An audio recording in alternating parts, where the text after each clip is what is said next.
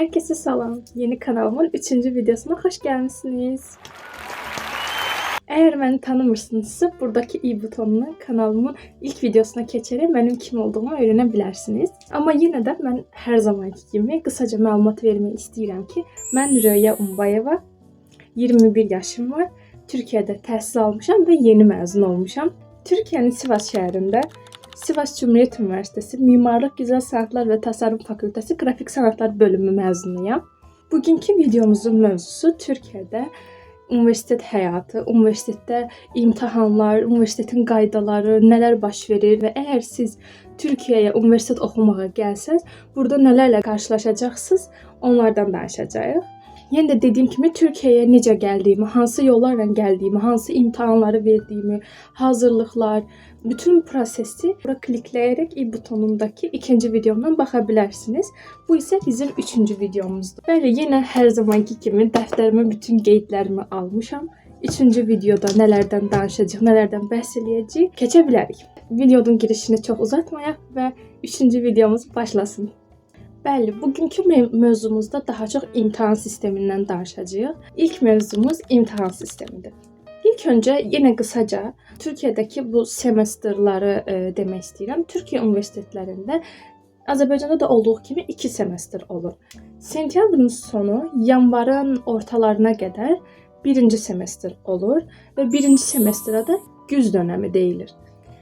Yanvarın ortalarından fevralın ortalarına qədər təxminən 15 gün, 20 gün, bəzən daha qısa, daha az bu aralıqlarda da 2 dönəmin, yəni 2 semestrin ortasında 15-20 günlük tətil olur. Amma bu tətillərdə siz imtahanlara da girə bilərsiniz. Birazdan o mövzuya da toxunacağam təbii ki. Bu tətil bitdikdən sonra da 2-ci semestr başlayır. Fevralın sonlarında ola bilər ki, bəzən martın əvvəllərində başlayır və iyun-iyul aylarına qədər uzana bilər. Bu da bizim bahar dönəmimizdir. Dönəmləri də sizə başa saldığıma görə indi də keçə bilərik imtahan sisteminə. İmtahan sistemi necə olur? Bir dönəmdə, yəni bir semestrdə 2 imtahan olur. Bu imtahanların birincisi vize imtahanları, sonuncusu isə final imtahanları olur. Vize imtahanları çox zaman, daha çox noyabr ayında dərslərin başlamasından 7 həftə, bəzən 8 həftə keçdikdən sonra vize imtahanları başlayır. Vize imtahanları bitir, 1 ay yarım. Dərslərin başlamasından 13-14 həftə keçdikdən sonra da final imtahanları olur. Final imtahanları da adətən yanvarın əvvəlindən ortalarına qədər müddətdə irəliləyir. Və burada faiz sistemi var. Faiz sistemi nədir? Universitetlərdə vize imtahanları yekun balın 40%-ni təşkil edir. Final imtahanları isə yekun balın 60%-ni təşkil edir. 40% və 60% toplamda 100%-dir. Bu 100% isə dönəm, yəni semestr bitdikdən sonra ən sonda sizin yekun dərslərdən aldığınız balların toplamıdır. İndi gəlin sizə bu vize və finalların hesablanma qaydasını da göstərim. Sizə 2 örnək verəcəm. İlk örnəyimizlə başlayaq. Misal üçün vize imtahanlarından 50 bal topladınız. Final imtahanlarından isə 70 bal topladınız. Bunun yekun balı 62 bal edir. Vizədən 50 almışsınız və bu 50 balı bölürük 100-ə, vururuq 40-a. 40-a niyə vururuq? Çünki dediyimiz kimi vize imtahanları yekun balın 40%-ni təşkil edir. Ona görə də vururuq 40-a. Bunun cavabı 20 edir. Bu 20-ni bir kənara qoyuruq və sonra final imtahanınızın yekun nəticəsi olan 70 balı bölürük 100-ə və vururuq 60-a. 60-a niyə vururuq? Çünki yekun balın 60%-ni təşkil etdiyi üçün final imtahanının cavabları, ona görə də vururuq 60-a. Bunun da cavabı 42 edir. Kənara qoyduğumuz 20 balla 42 balı toplayırıq. Yekun bal 62 edir. 62 isə baraj olan 50-ni keçdiyi üçün siz bu imtahanı keçmiş sayılırsınız. İkinci örnəyimizə keçək. Bu örnəkdə də sizə az öncə dediyim barajı keçməsəniz nə olar örnəyidir. Vize imtahanından fərz edək ki, 80 bal toplamısınız. Əfsuslar olsun ki, final imtahanına 49 bal toplamısınız. 49 balda dediyim kimi 50 bal olan barajı keçmir. 1 bal belə olsa fərqi yoxdur. Bu barajı keçmir. Gəlin indi bunun hesabatını aparaq.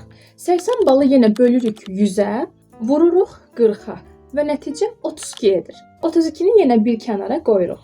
Və final imtahanımızın nəticəsi olan 49-u bölürük 100-ə, vururuq 60-a. Bunun da nəticəsi 29 edir. 32 ilə 29-u topladığımız 61 bal edir. Bəli, 61 bal yekun nəticədə 50 ballıq barajı keçir. Amma siz final imtahanında 49 almısınız. 50 balı keçmədiyiniz üçün sizin əslində barajı keçməyiniz yenə də sayılmır. Çünki siz final imtahanında barajı keçmədiyiniz üçün yekundakı barajı keçməyinizin də heç bir anlamı yoxdur. Yekun balda da yenə təbii ki 50 bal mütləq keçirməlidir. Vize imtahanlarında hər hansısa bir baraj yoxdur. Bunu da sizdə təbii ki vurğulamaq istəyirəm ki, bəzi universitetlərdə vize 40%, final imtahanı 60% təşkil edərkən, müəyyən universitetlərdə də vize 30%, final 70% ola bilər. Bu təbii ki universitetdən universitetə dəyişkənlik göstərir. Bir öncəki videoda da dediyim kimi, buradakı hər universitet bir dövlətdir və hər universitetlərin özünə məxsus qanunları var. Əgər final imtahanında barajı keçə bilmədinizsə, yenə də siz narahat olmayın və qorxmayın, çünki sizin bir haqqınız daha var. Bu haqq da bütünləmə imtahanlarıdır. Bütünləmə imtahanı nədir? Gəlin biraz da ondan danışaq. Bütünləmə imtahanı tamamilə final imtahanının ikinci şansıdır. Vize imtahanına nə bal alırsınızsa, o yerindəcə qalır və siz əgər bütünləmə imtahanına girirsinizsə, bütünləmə imtahanı final imtahanının yerinə keçir. Yəni 2 dəfə final imtahanına girmiş kimi sayılırsınız. Çox vaxt imtahanlar 2 həftə müddətində olur. Bizdə məsələn bizim universitetdə bəzi fakültələrdə 1 həftəyə bütün imtahanlar bitərkən, bəzi fakültələrdə 2 həftə boyunca imtahanlar davam edirdi. 2 həftəlik bu imtahan bitdikdən sonra 1 həftə arada boşluq olur. Həm dincəlmək, həm də final imtahanlarının müəllimlər, hocalar tərəfindən final imtahanlarının cavabları çıxarılmalıdır. Bəzən 3 gündə möhlət verilir ki, imtahanların cavabı çıxsın. İmtahanların cavabı çıxdıqdan sonra əgər siz görsəniz ki, final imtahanından yetərincə nəticə toplamamısınız, bütünləmə imtahanları başlayır. Bütünləmə imtahanlarının ekstra hər hansı bir qanunu yoxdur. Eyni final kimidir. Yenə ən az 50 ballıq barajı keçməlisiniz və çalışmalısınız ki, final imtahanlarında topladığınız nəticədən daha yüksək nəticə toplayasınız və daha yaxşı hazırlaşasınız. Bəzi hocalar bütünləmə imtahanlarını daha çətin eləyə bilər, daha ağır eləyə bilər və yaxud da bəzi hocalar final imtahanlarında sizə verilən test və ya sualları eyni şəkildə təzədən bütünləmə imtahanında da verə bilər və hətta bunu sizə də bildirə bilər ki, eyni suallar olacaq, o suallara öyrən, çalış, gəl. Yəni dediyim kimi bu zaten hər ölkədə, hər millətdə, hər universitetdə və hər məktəbdə olduğu kimi hocaların öz prinsipləri, öz qanunları var. Bunlara biz bir söz deyə bilmərik. Bütünləmə imtahanları da bu qədər idi. Yenə üçüncü bir şans olaraq da yenə bir imtahan növümüz var ki, əgər sizin bütün imtahanlardan keçdiniz, amma sonda sadəcə tək dərsdən kəsiriniz oldusa, sadəcə tək dərsdən amma bir ədəd dərs kəsiriniz oldusa, sizin tək dərs sınavı haqqınız var. Tək dərs sınavı nədir? Tək dərs sınavı elə adından da bəlli olduğu kimi tək dərsdən kəsiriniz oldusa, sizə bir imtahan haqqı verilir. Bu da nə olur? Siz gedirsiniz, həmin dərsin müəlliminə bunu bildirirsiniz və bir diləkçə, yəni ərizə yazırsınız. Ərizəniz qəbul olduqdan, ərizənizə və sizin işinizə baxıldıqdan sonra həqiqətən də tək dərsdən qaldığınız, kəsildiyiniz məlum olsa, sizin tək dərs haqqınız olur və tək dərs imtahanına gələ bilərsən. Mən də vaxtı ikən universitet dönəmində təbii ki, tək dərs sınavından yararlanmışdım. Bunun dışında da mazərət sınavı deyilən bir şey də var. Mazərət sınavı da nədir? Əgər bir imtahana gələ bilməsəniz, buna səbəb sağlamlıq və ya hər hansısa bir qəza şəraiti, ümumiyyətlə hər hansısa mazərətiniz varsa və bu mazərət universitet üçün, müəllimlər üçün keçərli bir mazərətdirsə, siz yenə ərizə yazıb verə bilərsiniz və bu ərizə nəticəsində də sizin üçün mazərət sınavı açılmış olacaq və siz yenə imtahanınıza rahat bir şəkildə girə bilərsiniz. Amma dediyim kimi mütləq və mütləq keçərli bir mazərətiniz olmalıdır. Bəli, bu dediyim bütün imtahanlar həm birinci semestr, həm ikinci semestr üçün keçərli olan imtahanlardır. İndi də gələk ortalama mövzusuna. Ortalama nədir? Sənin dərslərindəki uğur səviyyəni göstərən bir göstəricidir. Ortalama minimum 0, maksimum isə 4.00 arasında olan bir göstəricidir və nə qədər yüksək olarsa, sənin o qədər uğurlu bir tələbə olduğunu göstərən bir göstəricidir. Misal üçün, ortalaman 3.00 və üstündə olarsa, bu sənin uğurlu və yüksək nəticəli bir tələbə olmağın deməkdir. Və 3 üstündə olarsa, sən magistraturaya, Erasmusa, təqaüdə, başqa universitetlərə keçid edə bilərsən. Çünki başqa universitetlərə keçid etmək üçün 3 və üzərində olan ortalama çox yaxşı bir nəticəli tələbə olduğunu göstərir. Mən də bu ortalama üçün 4 il boyunca çalışdım və 3.01 ortalama ilə məzun oldum və bu da yüksək nəticəli bir tələbə olduğumun göstəricilərindən biridir.